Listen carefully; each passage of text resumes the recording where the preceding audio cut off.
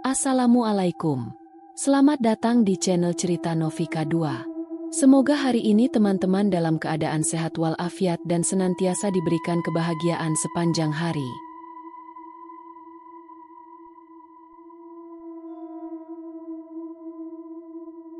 Mamat menarik gas motornya perlahan, membelah jalanan sempit yang sepi di antara kebun karet dan sawah yang terbentang luas.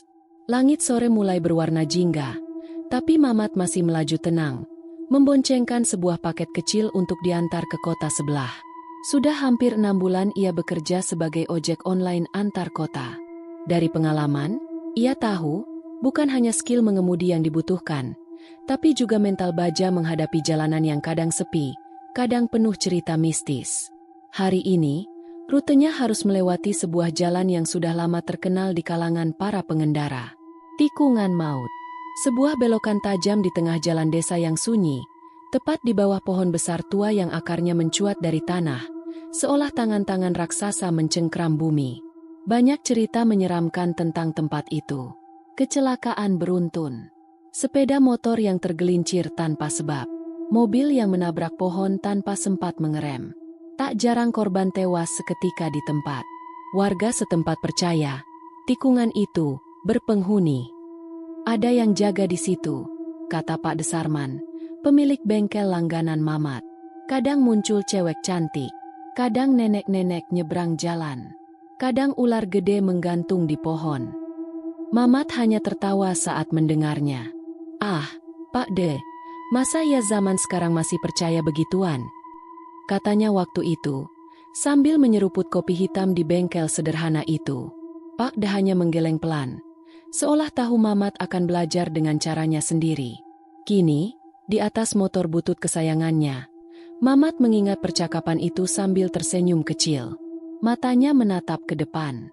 Kabut tipis mulai turun dari arah kebun karet. Sinar matahari terhalang awan, membuat suasana berubah muram dalam sekejap. Dan di kejauhan, ia melihat tikungan itu. Tajam membelok ke kanan, dengan pohon besar berdiri di sudut, seolah menjadi penjaga bisu. Mamat menarik napas. Ah, cuma tikungan biasa, gumamnya, mencoba menepis kegugupan yang tiba-tiba merayap. Ia menurunkan kecepatan, menyiapkan diri untuk membelok dengan mulus. Namun begitu ia semakin dekat, udara terasa berubah.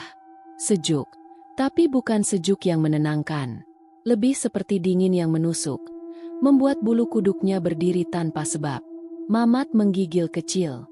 Ah, mungkin karena kabut, pikirnya. Ia membelok dengan hati-hati. Saat roda depan motornya mulai memasuki tikungan, pandangannya tanpa sadar melirik ke sisi kanan, ke bawah pohon tua itu. Kosong. Tidak ada apa-apa. Mamat menghela napas lega. Tapi kemudian, dari sudut matanya, ia melihat sesuatu. Bayangan putih bergerak cepat di bawah pohon. Mamat menoleh. Refleks. Tidak ada siapa-siapa. Hanya kabut tipis yang bergulung-gulung, mengelilingi akar-akar pohon. Motor Mamat berguncang kecil saat melindas jalanan bergelombang. Ia kembali fokus, mempercepat sedikit gas, ingin segera keluar dari tikungan. Namun dalam hatinya, sesuatu berdesir tak nyaman. Setelah berhasil melewati tikungan maut itu, Mamat menghela napas lega. Ia menoleh ke kaca spion. Kabut menelan tikungan itu dengan cepat, seolah menghapusnya dari pandangan. Mamat tertawa kecil, menertawakan dirinya sendiri.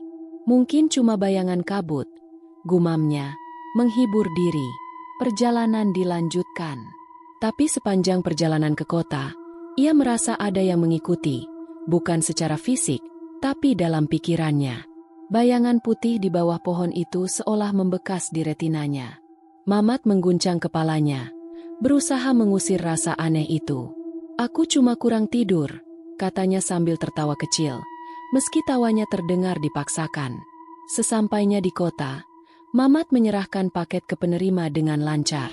Namun sepanjang malam, saat ia beristirahat di kontrakannya, rasa tidak nyaman itu tidak kunjung hilang. Ketika memejamkan mata, ia bisa membayangkan tikungan maut itu. Kabut tipis, pohon tua, bayangan putih. dan rasa dingin yang aneh. Mamat menarik selimut lebih rapat, mencoba tidur. Tapi dalam tidur pun, ia bermimpi. Mimpi aneh tentang perempuan berbaju putih yang duduk di bawah pohon, menunduk sambil menangis. Suara isak tangisnya bergema, memanggil-manggil namanya. Mamat, Mamat. Mamat terbangun dengan keringat dingin membasahi tubuhnya. Ia duduk terpekur di kasur, napas memburu. Dari jendela kamarnya yang terbuka, angin malam bertiup pelan. Mamat menutup jendela, lalu menatap langit yang gelap. Dalam hatinya, ia mulai bertanya-tanya, apakah semua itu benar hanya kebetulan? Atau, apakah ada sesuatu di tikungan itu yang benar-benar memperhatikannya? Sesuatu yang menunggu kesempatan? Pagi harinya, Mamat memutuskan untuk tidak terlalu memikirkannya. Ia kembali ke rutinitas, mengantar barang, menjemput penumpang, berkutat dengan jalanan. Namun dalam hati kecilnya, ia tahu, tikungan maut itu bukan sekadar cerita, bukan sekadar tikungan biasa. Dan entah mengapa, ia merasa suatu hari nanti, ia akan dipaksa kembali ke sana. Bukan sebagai pengendara biasa, tapi sebagai saksi, atau mungkin sebagai korban. Namun Mamat menepis pikirannya. Untuk sekarang, hidup harus terus berjalan. Dan soal tikungan maut, itu urusan nanti. Malam itu, udara terasa lebih dingin dari biasanya. Kabut tebal turun perlahan dari arah hutan, menyelimuti jalanan sempit yang sepi itu. Lampu motor Mamat hanya mampu menembus beberapa meter ke depan, membuat dunia di sekitarnya tampak samar dan berbayang. Perjalanan pulang malam ini terasa berat. Mamat baru saja menyelesaikan antar barang ke kota sebelah dan harus kembali ke kontrakannya melewati jalur pedalaman. Jalur sempit yang sama. Jalur yang memiliki satu tikungan yang sudah mulai mengisi mimpinya. Tikungan maut. Di bawah helmnya, Mamat bergumam doa-doa kecil, mencoba menenangkan dirinya. Angin malam berembus kencang, membawa bau tanah basah dan aroma kecut daun-daun yang membusuk. Langit nyaris tak berbintang. Mamat memperlambat laju motornya. Jalanan licin karena embun, dan kabut membuat segalanya tampak bergerak-gerak, seolah-olah bayangan-bayangan bergentayangan di antara pohon-pohon. Tikungan itu sudah dekat. Ia bisa merasakannya. Perasaan aneh kembali menggelayut di hatinya. Rasa berat, rasa tidak diinginkan. Seolah sesuatu yang tidak terlihat menunggunya di sana. Saat memasuki tikungan maut itu, Mamat secara refleks memperlambat motornya lagi. Lampu depan motornya menerangi jalanan berbelok, dan pohon besar itu. Di bawah pohon, samar-samar, ia melihat sesuatu. Mamat mengerutkan kening, memperlambat motornya hampir berhenti. Seorang wanita muda duduk di akar pohon, mengenakan gaun putih panjang yang lusuh. Rambutnya panjang tergerai, menutupi sebagian wajahnya. Kakinya telanjang, tampak kotor oleh tanah dan lumpur. Wanita itu melambaikan tangan ke arah Mamat. Pelan, penuh permohonan. Mamat mengerem motornya hampir total. Hatinya berdebar keras. Ada rasa iba menyergap. Astaga, siapa dia? Kenapa malam-malam begini duduk di pinggir jalan? Pikiran logisnya berusaha mencari alasan. Mungkin dia korban kecelakaan? Mungkin minta tolong? Tapi sesuatu di dalam dirinya berteriak. Sesuatu yang lebih purba dari logika. Jangan berhenti. Pergi.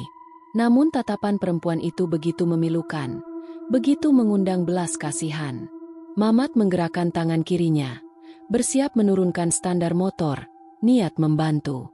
Dan saat itu terjadi. Perempuan itu menghilang. Tiba-tiba. Dalam sekejap mata. 1 detik ia ada di sana. Melambaikan tangan. Detik berikutnya. Hanya akar-akar pohon tua yang tersisa. Mamat membeku. Tangan kirinya gemetar. Dingin luar biasa merayap dari ujung jemari hingga ke tengkuknya. Motor Mamat bergetar kecil karena ia refleks menarik gas. Astagfirullah. Serunya di dalam helm. Ia hampir menjatuhkan motornya karena kaget. Tapi sebelum sempat berpikir lebih jauh, suara brem-brem terdengar dari arah depan. Suara motor lain, melaju cukup kencang.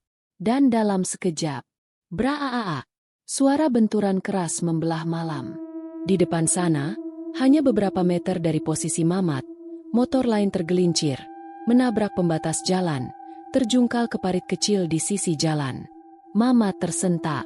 Dengan refleks, ia segera memacu motor ke arah suara kecelakaan itu. Sampai di tempat kejadian, ia melihat seorang pemuda terkapar di tanah basah.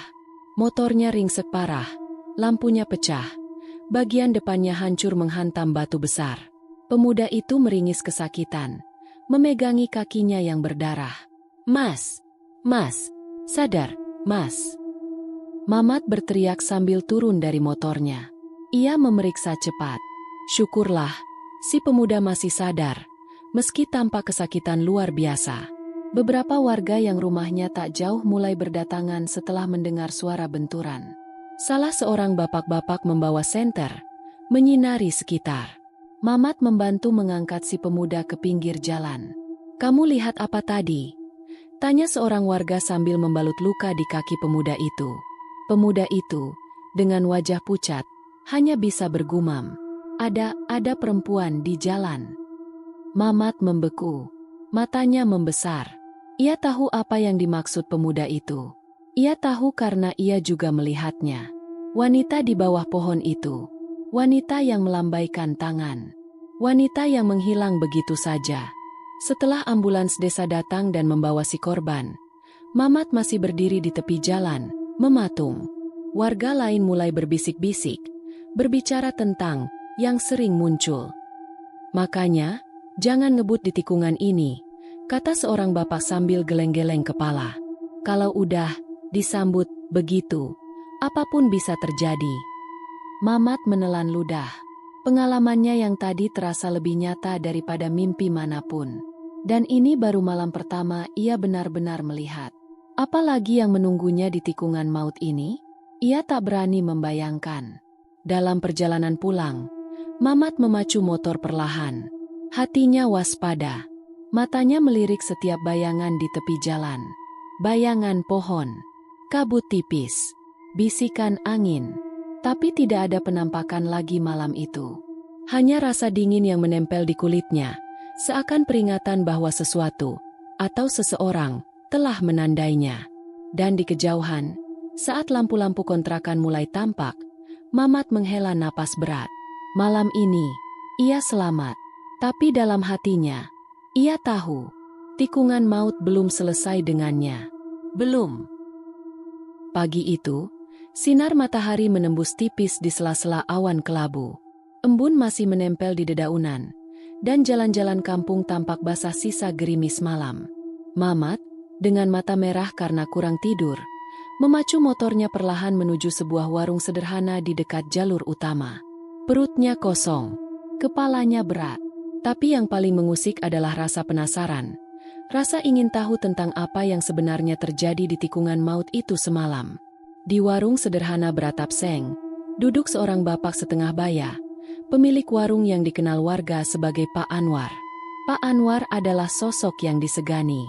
Selain menjual makanan dan kopi, ia dikenal sebagai orang yang paling tahu banyak cerita tentang daerah sekitar. Mamat memarkir motor, melepas helm, dan duduk di bangku kayu depan warung. "Ngopi, Mat?" sapa Pak Anwar sambil tersenyum ramah. "Ngopi, Pak. Sekalian mau nanya." Jawab Mamat, berusaha santai. Tak lama kemudian, segelas kopi hitam panas mendarat di hadapannya, mengepul harum. Setelah beberapa teguk, Mamat memberanikan diri membuka pembicaraan. "Pak Anwar, soal tikungan maut itu, memang benar banyak cerita seramnya." Pak Anwar mendadak terdiam. Tatapannya berubah serius.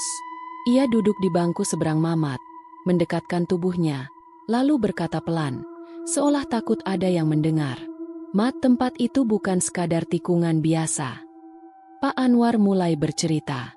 Dulu, sebelum jalanan itu dibangun, di lokasi tikungan maut berdiri sebuah pohon beringin tua yang sangat besar. Pohon itu dipercaya sebagai tempat bersemayam makhluk-makhluk halus, penjaga alam. Saat pembangunan jalan dilakukan, Banyak warga memperingatkan agar pohon itu dipindahkan dengan upacara adat. Tapi, tentu saja, para kontraktor mengabaikannya. Pohon itu ditebang begitu saja. Konon, saat pohon itu roboh, langit tiba-tiba menjadi gelap, angin kencang bertiup, dan beberapa pekerja proyek jatuh sakit mendadak. Sejak saat itu, tikungan di lokasi bekas pohon beringin itu menjadi titik rawan kecelakaan. Ada yang bilang, "Mat," bisik Pak Anwar sambil mencondongkan tubuh. Makhluk-makhluk penunggu situ marah dan mulai menuntut tumbal. Mamat menelan ludah. Ia merasa udara sekitar warung itu tiba-tiba menjadi lebih dingin. Pak Anwar melanjutkan, "Bukan hanya kecelakaan biasa yang terjadi. Banyak pengendara mengaku melihat penampakan wanita di bawah pohon besar di tikungan itu. Wanita cantik berbaju putih lusuh, dengan mata kosong dan kulit pucat. Katanya, itu adalah arwah seorang gadis yang tewas dalam kecelakaan tragis bertahun-tahun lalu, saat sepeda motornya tergelincir di tikungan itu. Gadis itu tidak pernah ditemukan jasadnya. Yang tersisa hanya motornya yang hancur dan bercak darah di aspal.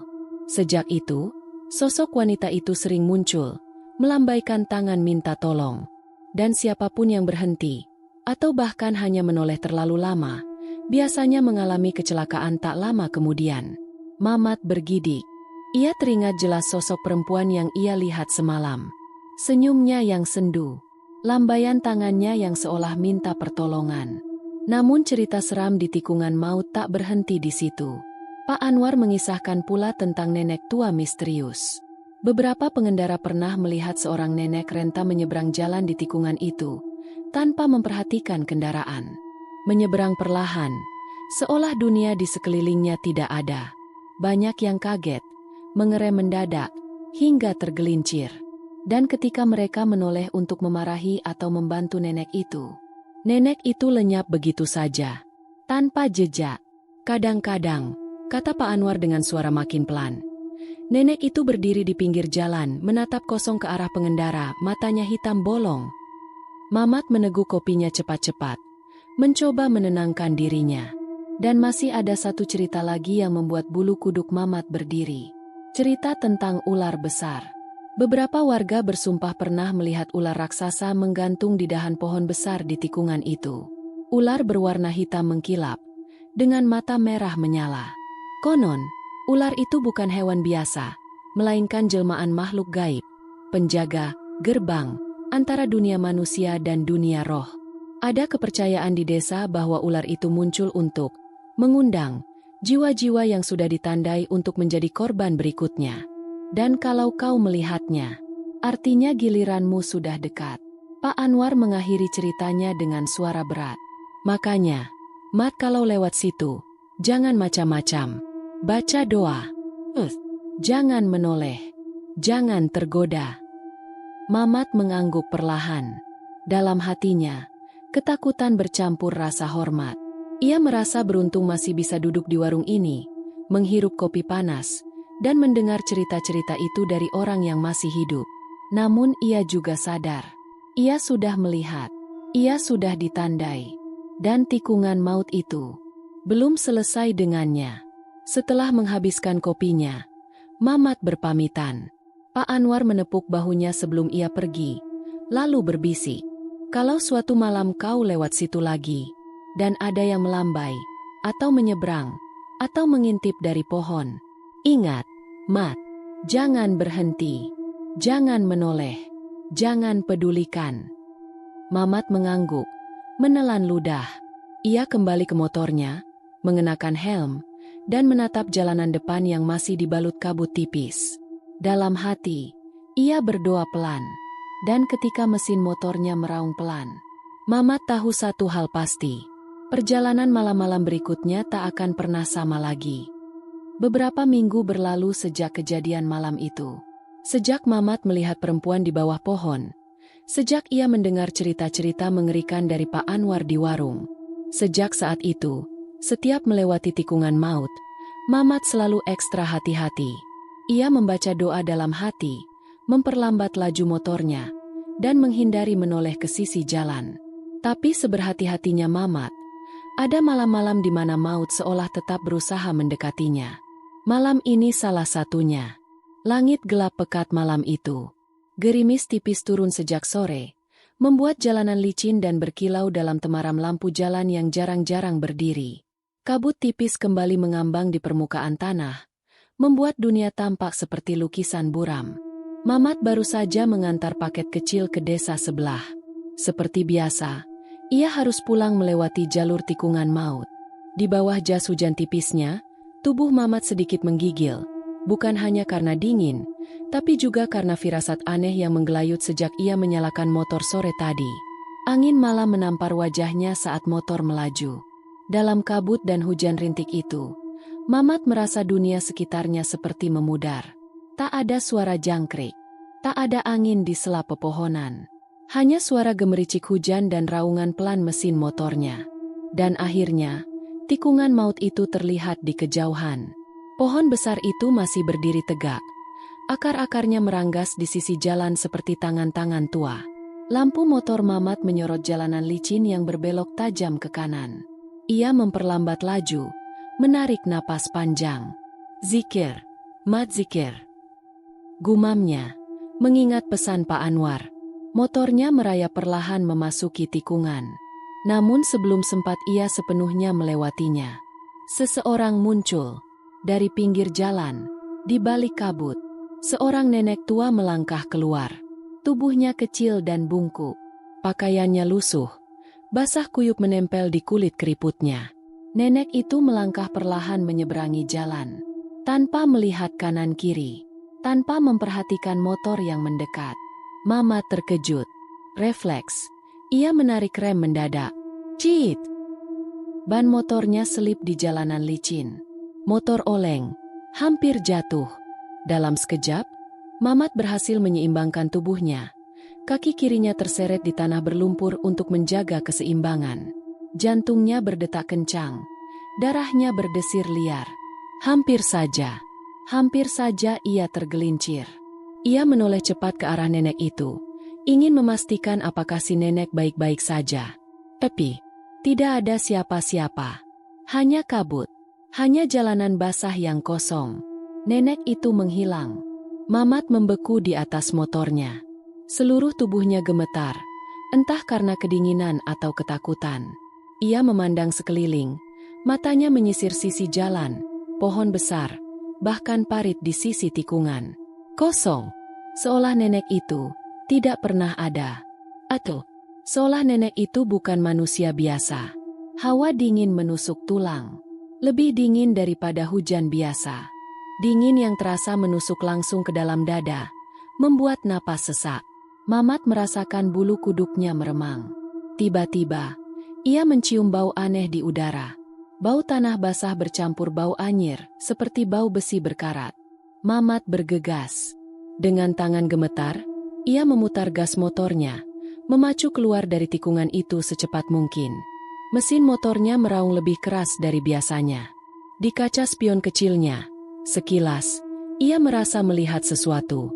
Bayangan nenek tua berdiri di tengah jalan, memandanginya tanpa ekspresi. Tapi ia tidak berani menoleh lagi.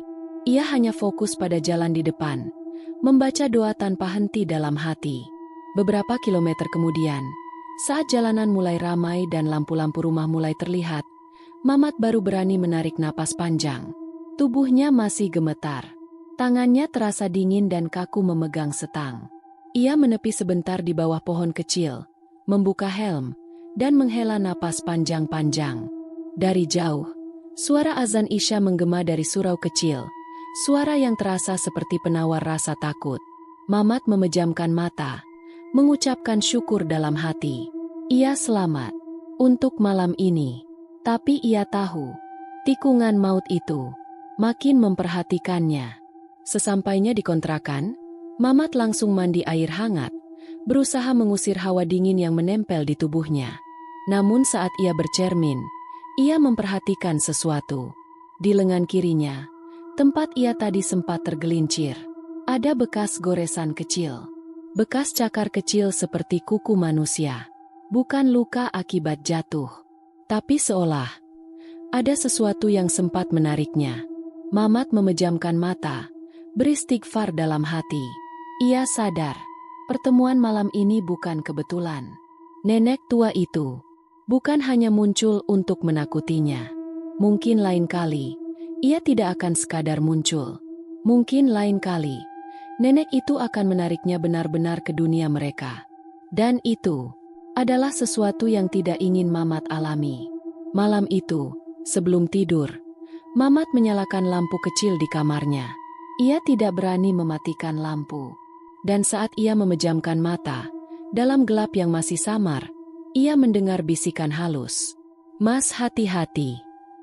Mas, jangan lewat situ lagi."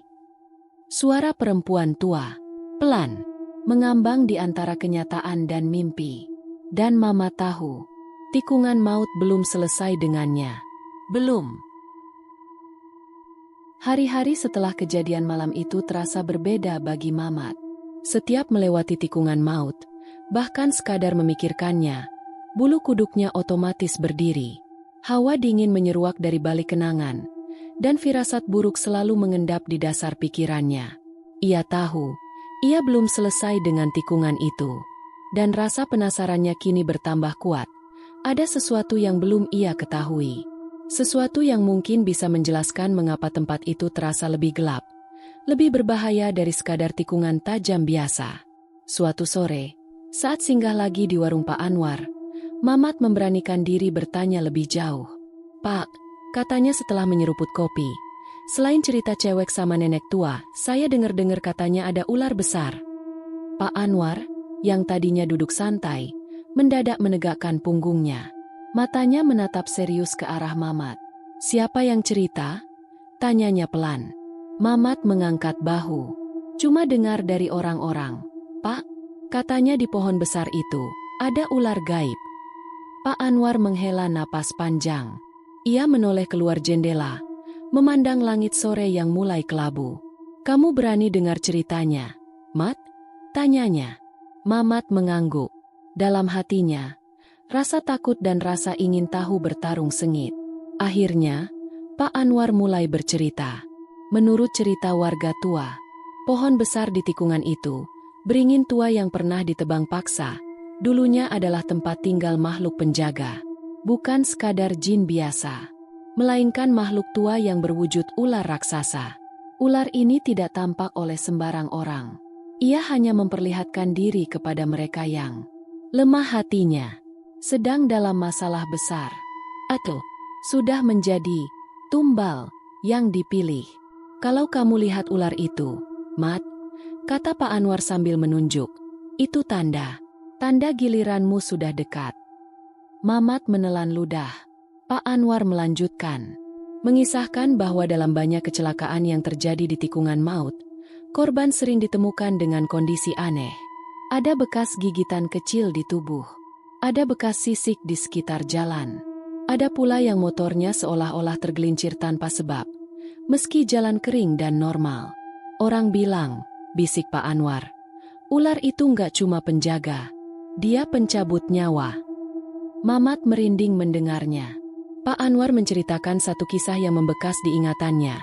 Kisah seorang pemuda, pengantar galon, yang suatu malam mengalami kecelakaan fatal di tikungan itu. Menurut saksi yang menemukan tubuhnya, di dahan pohon besar tempat ia menabrak, ada bekas gesekan besar seperti ular bergelantungan. Dan anehnya, di leher korban terdapat jejak merah membekas. Seolah sesuatu melilit dan mencekik dengan kuat sebelum melemparkannya ke jalan. Yang ketemu korban bilang, waktu mereka datang, mereka sempat lihat ekor besar melilit dahan pohon lalu lenyap ke dalam kabut. Cerita Pak Anwar dengan suara menurun. Mamat mengusap tengkuknya yang tiba-tiba terasa dingin. Bau tanah basah dan angin malam menyeruak masuk ke warung, membuat suasana semakin mencekam. Pak Anwar memperingatkan, "Kalau suatu malam kamu lihat ular besar menggantung di pohon itu, Mat, jangan berhenti, jangan menoleh, jangan bicara apapun." Mamat mengangguk pelan. Dalam hatinya, ia mulai mengerti. Tikungan maut itu bukan sekadar tempat kecelakaan biasa. Bukan sekadar nasib buruk. Ada sesuatu yang lebih tua, lebih kuat, lebih haus. Sesuatu yang menjaga tanah itu dengan harga yang mengerikan.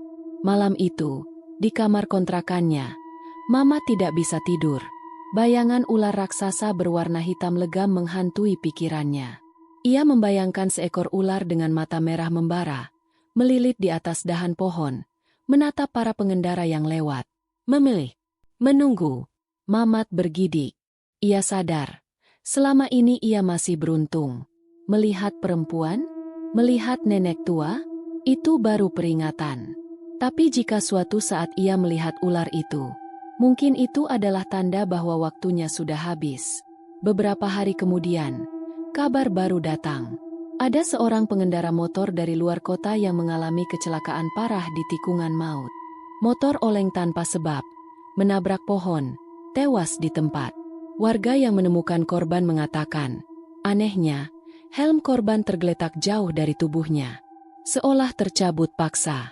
Dan aneh lagi, di batang pohon besar itu, ditemukan bekas goresan panjang. Bekas yang sangat menyerupai lilitan ular raksasa. Cerita itu menyebar cepat, membuat legenda tikungan maut semakin hidup, semakin ditakuti. Dan di antara para pengendara yang melintasi jalur itu, terselip satu nasihat berbisik. Kalau kau lewat sana dan melihat ular, jangan berhenti. Jangan berhenti, apapun yang terjadi. Mamat duduk di motornya di jalanan sepi, memandangi tikungan maut di kejauhan. Angin malam berhembus kencang. Daun-daun berdesir. Suara burung hantu terdengar jauh. Ia menarik napas dalam-dalam, membaca doa dalam hati. Motor dinyalakan. Lampu depan menembus kabut tipis. Dan sekali lagi, dengan rasa takut yang tidak ia sembunyikan lagi, Mamat bersiap menantang tikungan maut. Berharap, malam ini, dan malam-malam berikutnya, ia masih bisa melewatinya. Selamat. Malam itu, angin bertiup lebih dingin dari biasanya. Langit pekat, tanpa bintang. Hanya bulan pucat yang mengintip malu-malu di balik awan tebal, membuat dunia di bawahnya tampak suram dan kelabu. Mamat baru saja menyelesaikan pekerjaannya, mengantar paket darurat ke desa sebelah. Waktu menunjukkan hampir pukul 11 malam ketika ia memulai perjalanan pulang. Jalanan lengang, tak ada kendaraan lain. Hanya deru angin dan suara mesin motornya yang meraung mengoyak keheningan malam. Di dalam dada Mamat, firasat buruk bergejolak. Firasat yang begitu kuat, membuat telapak tangannya basah oleh keringat, meski udara malam menusuk kulit. Dan semakin ia mendekati tikungan maut, firasat itu berubah menjadi rasa takut nyata. Lampu motor menyorot jauh ke depan, menembus kabut tipis yang mengambang di permukaan jalan. Pohon besar itu sudah tampak dari kejauhan, menjulang seperti raksasa tua yang menjaga rahasia kelam. Mamat menarik napas panjang, memperlambat motornya. Dalam hati, ia mengulang-ulang doa. Fokus, Mat. Jangan lihat kiri kanan. Jangan berhenti. Ia menundukkan kepala sedikit, mempercepat laju motor. Namun ketika roda depan motornya hampir memasuki tikungan, sesuatu menarik perhatian sudut matanya. Sesuatu yang membuat darahnya membeku. Di dahan pohon besar itu, bergoyang pelan dalam angin malam, seekor ular hitam raksasa. Tubuhnya tebal, berkilat dalam cahaya remang. Panjangnya melilit beberapa kali batang pohon, dan kepala besar bermata merah menyala, menghadap langsung ke jalan. Matanya menatap tajam, memancarkan aura lapar yang membuat jiwa Mamat bergetar. Mamat membeku sejenak, jantungnya berdetak liar, darahnya mengalir kencang. Ia tahu benar apa yang sedang ia lihat. Penjaga tikungan maut, makhluk yang hanya muncul untuk mereka yang sudah dipilih. Dan malam ini, ialah yang terpilih. Seketika, motor Mamat bergetar hebat. Tanpa sebab yang jelas, bannya selip di jalanan yang sebenarnya kering. Seperti ada tangan tak terlihat yang menariknya dari bawah tanah. Motor oleng ke kanan, ke kiri. Mamat refleks menarik setang, berusaha menguasai motornya. Jantungnya hampir meloncat keluar dari dada. Ya Allah, pekiknya dalam hati. Di sekelilingnya, kabut semakin tebal. Udara membeku. Dunia seolah mengecil. Hanya menyisakan tikungan itu dan sosok ular raksasa di atas pohon. Mamat berusaha keras menahan laju motor. Dengan segenap tenaga dan keberanian yang tersisa, ia berhasil menepi ke sisi jalan, menghentikan motor di atas tanah keras. Tubuhnya gemetar hebat. Tangannya memeluk setang motor erat-erat. Napasnya memburu. Ia menoleh perlahan. Pohon itu masih di sana. Ular hitam itu masih bergelantungan. Namun kini, matanya seolah mengecil menjadi celah merah tipis, menatap Mamat dari jauh, dengan tatapan penuh amarah. Seolah kecewa karena mangsanya berhasil lolos. Mamat cepat-cepat memalingkan pandangan. Ia ingat pesan Pak Anwar. Jangan menoleh. Jangan pedulikan. Terus jalan. Dengan tangan gemetar, ia menyalakan motor kembali. Mesin meraung. Roda belakang memutar liar sesaat sebelum mencengkeram tanah. Dan Mamat memacu motornya sekencang mungkin, meninggalkan tikungan maut itu, meninggalkan pohon besar itu, meninggalkan ular itu, meninggalkan semua yang tidak seharusnya dilihat manusia. Beberapa kilometer kemudian, saat lampu-lampu desa mulai tampak, Mamat berhenti di pinggir jalan. Ia turun dari motor. Lututnya lemas. Ia bersandar di tiang listrik, berusaha menenangkan napas. Tubuhnya gemetar. Air mata menggenang di sudut matanya. Bukan karena takut saja, tapi karena rasa syukur luar biasa. Ia masih hidup, masih bisa bernafas, masih bisa merasakan tanah di bawah kakinya. Dalam ketenangan semu itu, Mamat sadar satu hal. Ia tidak sekadar melihat. Ia tidak sekadar mengalami kecelakaan biasa. Ia diperhatikan. Ia dipilih. Dan meski malam ini ia selamat, ia tahu sesuatu dari tikungan maut telah menandainya. Sesuatu yang mungkin akan terus membuntutinya. Menunggu kelengahan. Menunggu saatnya untuk menjemput. Malam itu, di dalam kontrakannya, Mamat duduk diam menatap langit-langit kamar. Lampu kamar menyala terang. Ia tak berani tidur dalam gelap. Setiap kali ia memejamkan mata, ia melihat kembali ular raksasa itu. Mata merahnya, lidah bercabangnya, lilitannya di pohon.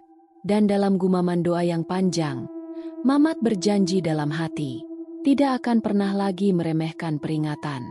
Tidak akan pernah lagi menantang sesuatu yang tak kasat mata. Karena di balik jalanan sunyi itu, di balik tikungan maut itu, ada dunia lain yang menunggu.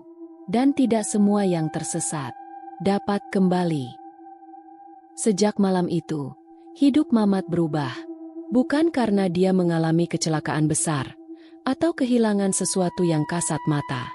Tetapi karena ada sesuatu di dalam dirinya yang telah bergeser. Sesuatu yang tidak bisa ia jelaskan dengan kata-kata biasa. Ia pernah berhadapan dengan batas tipis antara dunia nyata dan dunia yang tidak terlihat. Dan ia tahu, tidak semua orang mendapat kesempatan kedua. Setiap kali melewati tikungan maut, Mamat kini tak pernah lagi sombong. Begitu jarak tikungan itu mulai tampak di kejauhan, ia otomatis memperlambat motornya. Mulutnya komat kamit membaca doa, membentengi dirinya sekuat yang ia mampu. Tak ada lagi senyum meremehkan di wajahnya. Tak ada lagi anggapan bahwa semua itu sekadar cerita kampung.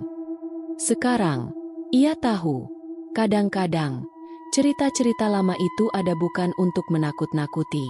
Bukan pula untuk membatasi kebebasan. Tapi sebagai peringatan. Sebagai pelajaran. Bahwa ada tempat-tempat di dunia ini yang harus dihormati. Yang harus dilewati dengan rendah hati. Dengan kepala tertunduk. Dan dengan hati yang penuh doa. Mamat juga mulai memperingatkan teman-temannya.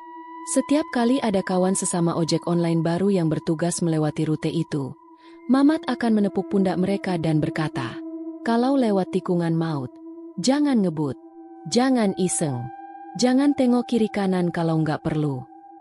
Mereka yang mendengarkan hanya tertawa-tawa. Seperti dulu Mamat juga pernah menertawakan cerita Pak Anwar. Tapi Mamat tidak peduli. Ia tahu, cepat atau lambat, mereka sendiri akan belajar. Belajar dengan caranya masing-masing. Belajar dengan harga yang berbeda-beda. Semoga saja, pikir Mamat, mereka tidak belajar dengan harga nyawa. Tikungan maut itu sendiri tetap seperti biasa. Belokan tajam di jalan sempit itu masih dilalui banyak pengendara setiap hari. Pohon besar itu masih berdiri kokoh, meski batangnya penuh bekas sambaran petir dan goresan waktu. Kabut tipis masih sering turun tanpa sebab, menyelimuti jalan dengan selendang putih yang menipu. Dan cerita-cerita tentang tikungan itu pun tidak pernah berhenti beredar. Cerita tentang gadis berbaju putih yang duduk di bawah pohon sambil menangis. Cerita tentang nenek tua yang menyeberang jalan tanpa menoleh. Cerita tentang ular hitam raksasa yang menggantung di atas dahan, memilih korban dari para pengendara yang ceroboh. Kadang-kadang, dalam obrolan santai di warung-warung, para pengemudi truk atau motor sering berbisik. Ada yang lihat ular kemarin malam. Ada yang hampir ketabrak nenek tua minggu lalu. Ada motor yang selip sendiri, padahal jalan kering. Dan semua orang tahu kemana arah cerita itu mengalir. Tikungan maut. Legenda hidup yang terus memakan korban baru, satu demi satu. Bagi Mamat, semua itu bukan sekadar cerita seram. Semua itu adalah kebenaran yang ia lihat dengan mata kepala sendiri. Kebenaran yang ia alami dengan tubuh dan jiwanya. Dan karena itu, ia merasa beruntung. Beruntung masih bisa duduk di depan warung, menyeruput kopi hangat, mendengar angin malam berdesir di antara pepohonan. Beruntung masih bisa menatap matahari terbit setiap pagi. Masih bisa tertawa kecil bersama teman-temannya. Masih bisa mengendarai motornya ke kota sebelah tanpa bayang-bayang kematian membuntuti terlalu dekat. Mamat tahu, hidupnya sekarang adalah sebuah anugerah. Dan anugerah itu datang bersama tanggung jawab. Tanggung jawab untuk menghormati dunia yang tidak terlihat. Tanggung jawab untuk menjaga diri. Tanggung jawab untuk memperingatkan orang lain. Malam-malam tertentu, saat ia melewati tikungan maut itu, Mamat masih merasakan kehadiran mereka. Bayangan putih di bawah pohon. Siluet nenek renta di tepi jalan. Tatapan mata merah dari atas dahan. Tapi ia tidak lagi menoleh. Ia tidak lagi terpancing. Ia tidak lagi tergoda. Ia hanya fokus ke jalan di depan, sambil dalam hati berdoa. Semoga malam ini, dan malam-malam berikutnya, aku masih diberi kesempatan untuk pulang. Karena Mama tahu, tikungan itu tidak pernah benar-benar tidur. Ia hanya menunggu. Menunggu mereka yang lengah. Mereka yang sombong. Mereka yang tidak percaya. Menunggu untuk membuka pintu ke dunia yang lebih gelap. Dunia yang sekali kau masuk, tak akan ada jalan kembali. Dan di sepanjang perjalanan hidupnya, Mamat membawa pelajaran itu dalam-dalam di hatinya. Bahwa di balik jalanan sepi dan tikungan sunyi, di balik kabut yang menari dan pohon-pohon tua yang bergoyang, ada rahasia-rahasia lama yang tidak boleh diremehkan. Ada kekuatan yang hanya menginginkan satu hal. Mengambil mereka yang cukup bodoh untuk mengabaikan tanda-tanda.